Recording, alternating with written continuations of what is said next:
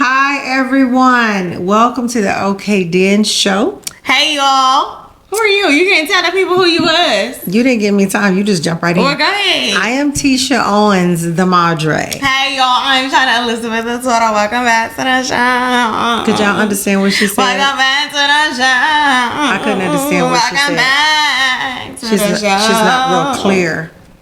Anyway, so we've been talking about discipline. We have. And so we wanted to come back again because, we are realizing that this subject is something that doesn't get discussed often with especially mothers and their children. Right. And so we wanted to talk about it a bit more. There were some things that we discussed on the last show, but we wanted to extend it because we didn't finish dealing with some of the areas that we felt we needed to touch on. Mm-hmm. So one of the things I talked about at the end was the eyes that I have, the power that lies behind my eyes. Now, I don't know how it comes across through the camera. It may or may not. But for whatever reason, when I'm dealing with young people or when I'm talking to youth, they understand my eyes. So when I look at them seriously and I give them a direction or tell them something that I am requiring of them to do, they follow. It doesn't have to be my child. It can be someone else's child. Anyone that understands my authority through my eyes, they usually follow. Very few times have I had kickback. I don't even remember a time where somebody, unless they were young, where they just didn't understand, and we're talking about under 1 year old. Right. But anybody else that understood the authority or the tone of my voice, that understood that I was not playing, they usually followed. And so that's been one of the reasons why parents like to send their children to me, is because when I speak with authority, and a little boy told me this. I had never thought about it before, but this one little boy, his name was Trey. He said, "Miss Tisha, you have power with your eyes." And I said, "What do you mean?" He said, "When you look at me with your eyes and you say something direct, I have the tendency to just do what you say, and I don't know why I'm doing what you say. So you have power with your eyes." So I said, "Oh, okay." That was my first realization of that. So I took advantage of that from that point on. Now, mind you, I have been doing it for years, but no one had ever confirmed that until he shared that with me. What do you say about that, Chyna? Yeah, I'll definitely say she does have those eyes. If you give those eyes, you know you did something wrong, or you need to get it ready and together ASAP, or you gonna be getting some consequences. Yeah. There are going to be some consequences. There are going to be some consequences if you don't follow the eyes. Yeah, even now, like when I'm getting on her nerves or something. Yes, when I give her that look, that means, all right, Chyna, you cross the lines. You jumping over boundaries. Like, girl, if you don't leave me alone, I know exactly what she's saying when she give me that look. Like, okay, I'm going to leave you alone for right now. For right now. You liable to get a shoe thrown across your head or something. So yeah, it applies at any age.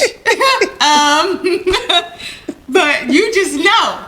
It's just that look. Like, okay, we for real now. This is not no time to play. Right, we're not playing at this point. Yeah. Now, mind you, I am very playful. Very much so. I enjoy clowning to the utmost. Mm-hmm. But there is a cutoff time for me, depending on what's going on in my life. If this is something that, or if it's a period where I need to be serious or I need to focus, or I'm really trying to share something serious, then if somebody's still playing while I'm being serious, then I have to get it look like, okay, this is not the time for that.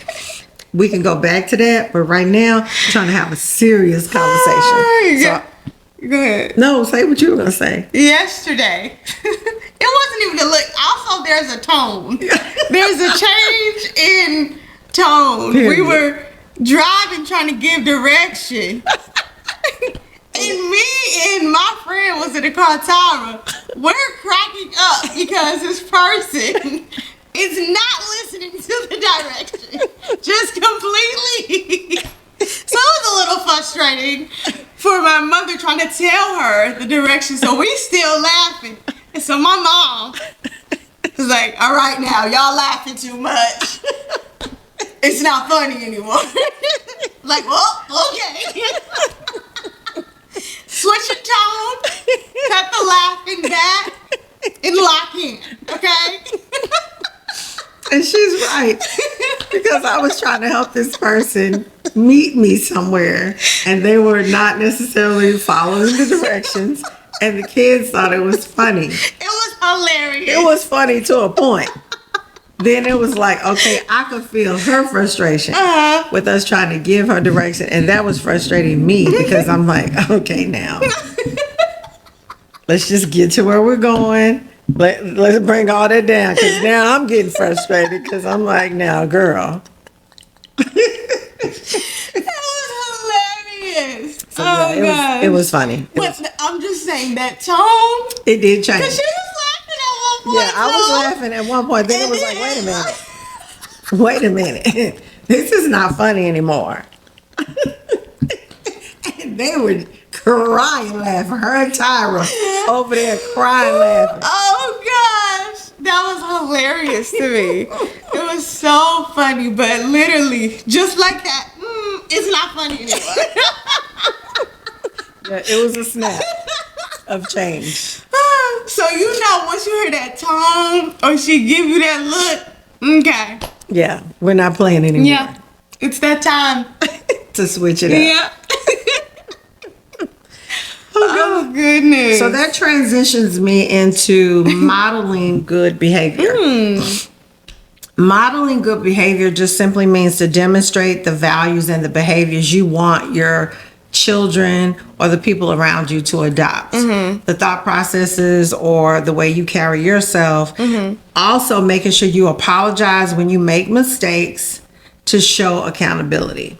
That's good. A lot of parents, let's start back with just the demonstration first. Yeah.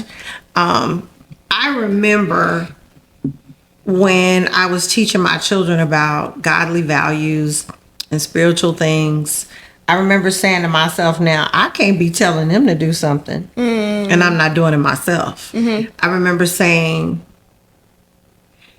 as much as I was still battling with my walk, it caused me to have to be more serious about my walk. It caused me to be more intentional about doing what I said, making sure that I was holding myself accountable, as well as allowing you all to hold me accountable. So when we talk about apologizing and that, I made sure that I would apologize to you all if there was something, especially that I felt led to apologize about, and you all could do the same with me. I made sure that I opened up dialogue where we could do that. Do you remember those instances where we did those things? Definitely. We would you would sit us down if there was something that you felt you had done that wasn't necessarily right, and come apologize, and we'd have that free open conversation to then on our part apologize for our part as well, because I feel like there's always two sides to everything. And I don't think you ever did anything unprovoked. Like, we would probably be doing something and you would just react to what we did, and then maybe a little overreacting sometimes. I agree. But you would always come back and correct that and let us know your heart and where you were in that time, and just helping us to understand even your thought process so that we could be more forgiving and more open to hearing that we all have our flaws and that you just have to work through them and communicate them. So I think it was very helpful for us to even navigate now in our own relationships. And we don't have kids yet, but even how to do that with kids, because there's a lot of parents that just are so prideful that they don't want to humble themselves before their kids and don't want to apologize and tell them their wrongdoing just so they don't look like they did something wrong to their kids. But it's just like, it definitely is helping your kids know how to communicate and know how to be humble in situations when they are wrong, because we always gonna be wrong at some point. Yeah, that's very true. And that's the thing, as parents, we make mistakes. Yeah. as much as I wanted to give the best direction, that was always my intention. For sure. That it didn't always mean that I was going to do it right every time. Mm-hmm. So when I didn't, or if I felt like I could have done something differently, Mm-hmm. I would pray about how to apologize, or even how to ask the Lord to soften their hearts where they would receive it. Because sometimes too, I feel like, or you could feel like, that children don't really take us seriously. Even when we say we're sorry, they're just kind of like, yeah, whatever. But I really wanted them to feel my sorry, or my apology. Not my sorry, my apology. Right. That it was intentional, Mm-hmm. that they knew that I didn't feel good about whatever it was that I had done, Mm-hmm. and wanted them to understand also the practice of apologizing. Mm-hmm. That was another thing I was modeling, in that I'm apologizing to you, but I also want you to be able to do that, not with just me, but with your brother, your sister, your friends, the people around you. Some people have a hard time apologizing. Definitely so. And so I remember hearing that growing up. So I wanted to make sure that that was something I was demonstrating, number one, Mm-hmm. and then showing them how to do it as well. It's so good. I think it's very important. I would even say, even with your walk in like being humble before the Lord, when you did the whole fasting of like the makeup and the like no hair, no extra, and you did that for a really long time. And I don't think I even understood it then, but just as I got older, knowing why you did it, and just how you were just fully surrendered to God in that moment and allowing Him to work on you. Yeah. And I think that's amazing. A lot Thank of you. parents don't necessarily show that side of whatever they're going through. So yeah, I think all of that Yeah. just helps. Well, I definitely wanted you all to see the commitment I wanted to make about my change. You know, we are flawed individuals by nature. We are sinful people by nature. So it takes work to remove that sin, those sinful practices, I'll say. And I wanted to remove some practices that I had. So I would go as far as fasting for those things. And sometimes, and the thing about it is, it wasn't always that I knew what to do, but again, I have to give credit to Deanna Brown. Deanna Brown was my mentor at the time, and she walked me through a lot of those processes, telling me, you know, this attitude that you have, this way you communicate, the way you respond, you are going to have to take drastic measures to rid yourself of those things. And a lot of it took fasting. Yeah. And so there was a fasting of hair, where I had my hair pulled back in a ponytail, which was not a hairstyle that I enjoyed at all. And I went without makeup, and I didn't wear high heel shoes. That was a fast. It was all three of those things. So I didn't wear high I don't heels. remember the whole high heels part. Oh yeah, I didn't wear the high heels. Ooh-wee. I didn't wear makeup, and I had my hair pulled back in a bun. All of that was very humbling, but that again was discipline. Yeah. You know, we're talking about discipline, and we as adults have to take discipline serious. We keep saying, why am I doing the same thing? Why do I make the same mistakes over and over again? It's because nothing changes. Yeah. And if nothing changes, nothing changes. So you have to take drastic measures if you want the change. It's Right. how bad do you want it? Right. How sick of yourself are Right. you? And Yeah. that's where I had gotten. I was sick of myself. I was tired of feeling like I was saying I'm sorry all the time. But if I was saying I'm sorry, it's because I kept doing something over and over again. Right, right.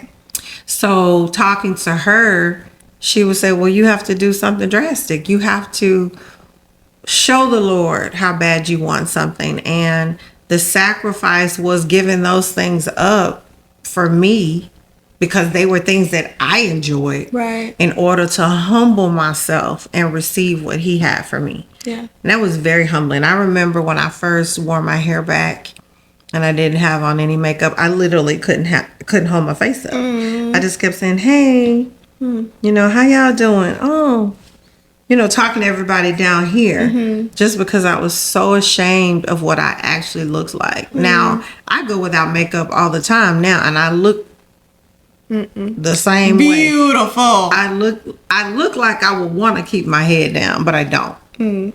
I can't. Yeah. I mean, seriously, like, that's how I feel. Like, Please. just because I enjoy makeup so much, but there's not a time that you won't catch me at home. There are plenty of times you catch me at home and I'm walking around here. Like right now, if I took this makeup off and this hat, you'd be like, okay, you need to take those braids out and you might need a little foundation because some things are happening that are not so pleasant. But anyway. That's funny though, because even in that, she definitely passed those same fasting. It was my discipline. Well, it was her discipline too, but in a different way. Yeah. But she made it my discipline too, because I just happened to like the same things that she liked. And, you know, I was a girly who liked to wear makeup every single day. I was not happy when I couldn't wear my makeup. I couldn't have my hair. I couldn't have my nails, all the things. So I think it's definitely good to be disciplined in the things that you are very passionate about or really care about, because you feel the conviction more. Yeah, you feel the discipline more. Definitely, yeah. Because I don't know if I was convicted at first as I felt disciplined. The conviction came because I realized I was putting so much emphasis on it. But it was through the discipline that I realized, man, like, why is this bothering me so much? Yeah. It's because I care so much about it. Right. So that's where the conviction started coming in, because it's like, these are things. These should not be so focused on or so heavily dealt with or connected to that you feel like you can't live without them. Yeah, now I don't care. Yeah. I walk out the house without makeup on all the time. Right. But I wouldn't have never done that. Yeah, in the past. And that's the thing. You have to learn to be free with yourself, and discipline is what does that. It's not always about, you know, taking a belt out on a child, even though I did do that quite often. Yeah. However, I would find things that I knew would cause them to feel the agony of it being taken from them. Because again, young people sometimes feel like they're supposed to have things. I felt like that. There was a time in my life I feel like I was supposed to have and be and do. And so when those things were taken away, how we doing? When I had those things taken away, it was very painful. So I knew that that was necessary for my children. I didn't like it. But now, looking back, it definitely was beneficial. Discipline is never fun, but it's definitely necessary, and I definitely see the benefit now. Yeah, that's the bottom line. One of the things I wanted to say too is having logical consequences. Like, we talked about those things that I did, but you do have to make sure you're communicating those things to your children. If they miss a curfew, for instance, the next outing is canceled. You know what I'm saying? Oh, definitely. Yeah, if they're having a party and they're disrespectful or not doing what they're asked to do, the party is canceled. What you think about that, Chyna? Why did you say that with such I thought it might jog a memory. enthusiasm? I thought it might. And strength in that I thought it might hit a nerve. Didn't appreciate that. It definitely is a trigger. What happened? Had a party planned same day, Had a party planned. canceled. What happened? What happened? What happened? What happened? I think they want to know. What happened? I got in trouble You got in trouble? Why? at school. Yeah. You're taking too long telling this story. I was just talking a little crazy, that's all. To who? It was a guy in my class. He was being rude, and I got rude back. And what happened? I got in trouble. They called you. They did? I should have called my grandmother. I regret that moment. Every time I think about it, like, why did I not call my grandmother? It wouldn't have mattered because it would have gotten back to me. Like, why? Why did I call my dad?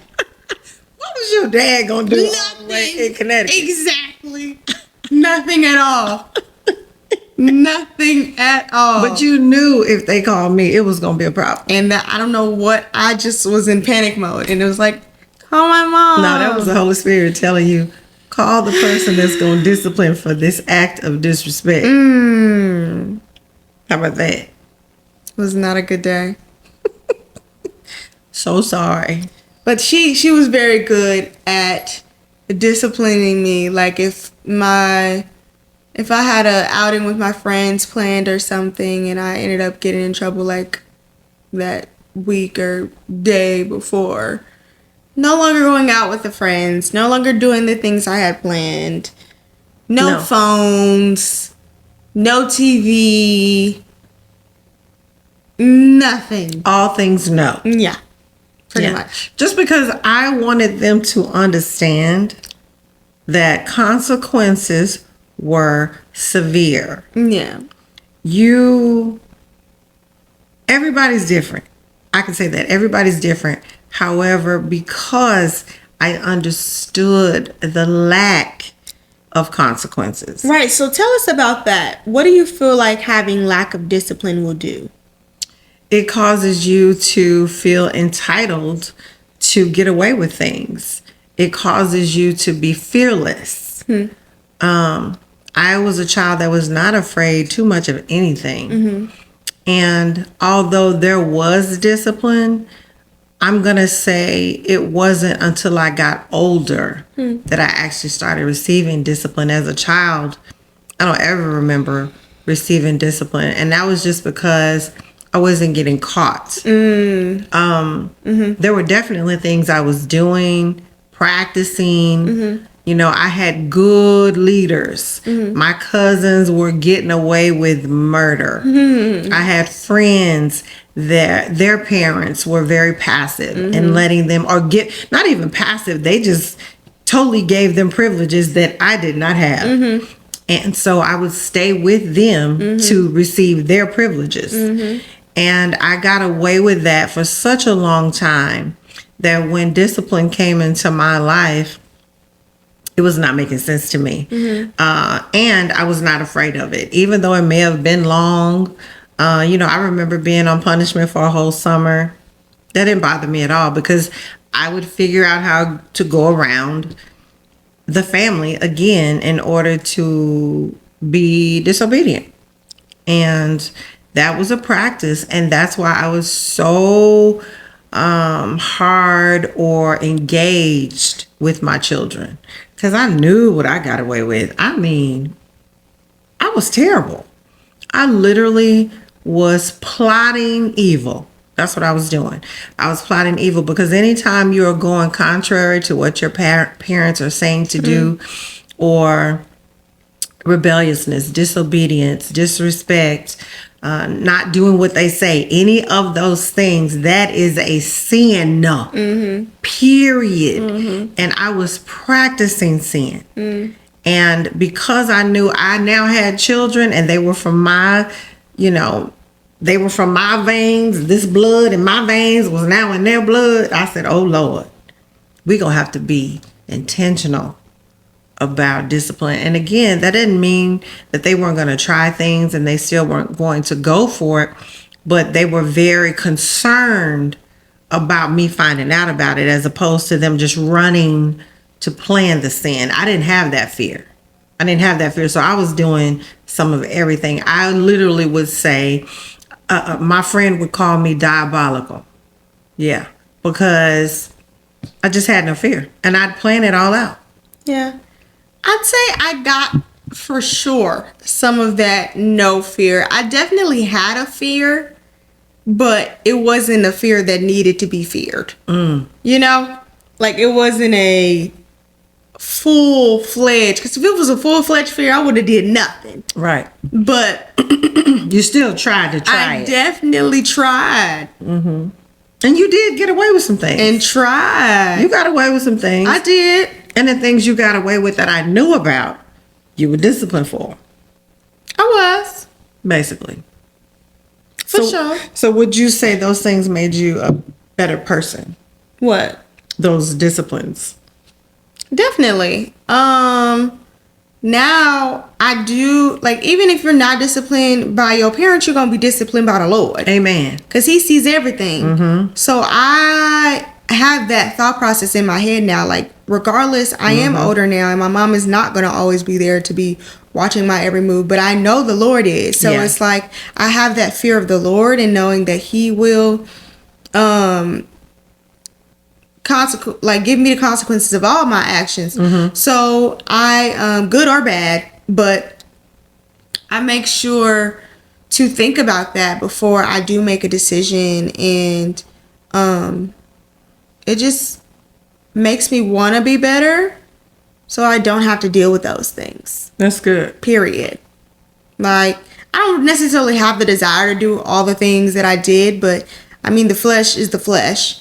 But at the same time, it's just knowing that God gonna do whatever He wanna do if I'm gonna be doing whatever I wanna do. Well.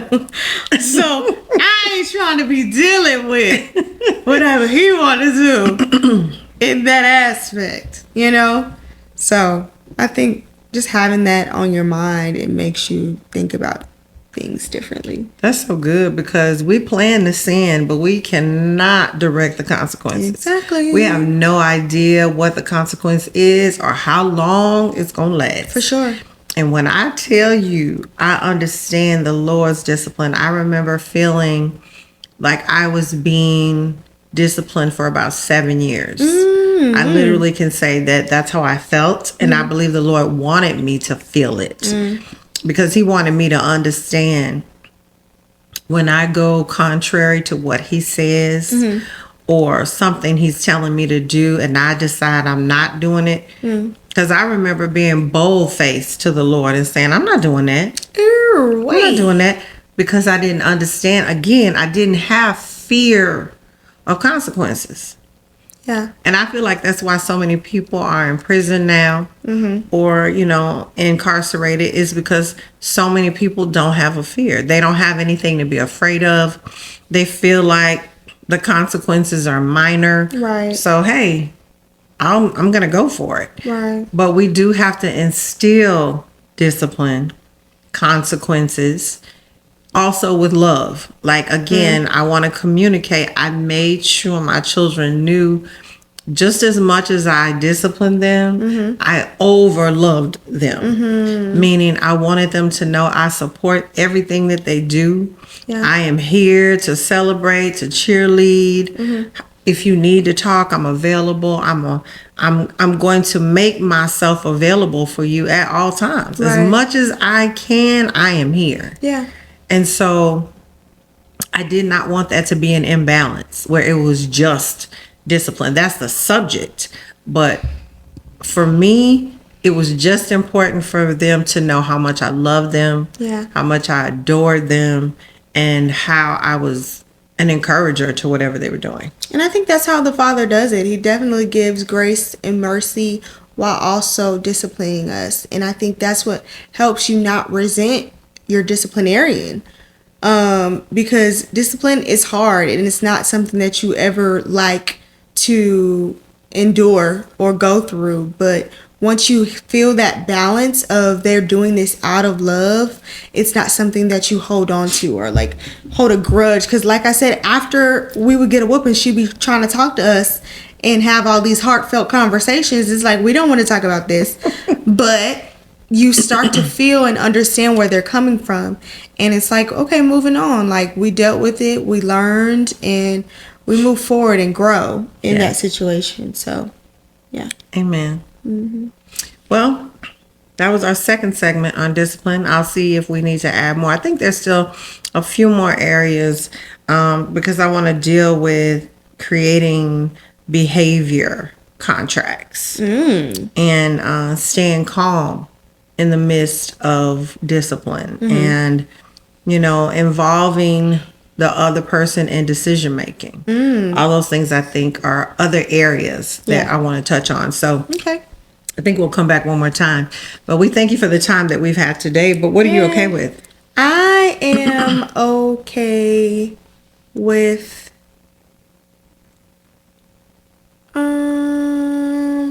trying to stay out of trouble in any way so that I don't get disciplined. Okay, so you're okay with staying out of trouble. Very good. Very good. What are you okay with? I'm okay with using my eyes Okay. to show that I'm not playing. There you go. That's what I'm okay with. Power of the eyes. Up in here, up in here. Okay. Well, we have come to another episode of the OK Den Show, and we have so enjoyed fellowshipping with you all. We pray that you all have been entertained as well as inspired and educated on how to discipline and just different aspects of discipline. So let us know how you all are dealing with discipline. Share some ideas that you may have had in the past or some things that may or may not have worked, or what you learned from discipline, or how were you disciplined? All those things. I think that's amazing. So make sure you're tuning in every Wednesday at 9 a.m. on YouTube. You can also listen on Spotify and Apple Podcasts. Make sure y'all are subscribing, liking, and commenting all the things she just said. And we look forward to seeing y'all again next week. And please share our YouTube channel. You can share the link with other people who you feel may need this information. I know sometimes people call me all the time and ask me about a particular subject, and if I've talked to them about it, I share the link. I go, hey, here's a whole conversation that we had about that. So make sure you're doing that as well. And again, we thank you all so much for tuning in with us regularly. We appreciate you all's support. We're getting ready for Thanksgiving, so we're praying that you all have a Merry Thanksgiving. How about that? Hey, Merry Thanksgiving. Enjoy your families. Happy holidays. We love you guys so much. Until the next time. Okay then. Bye then.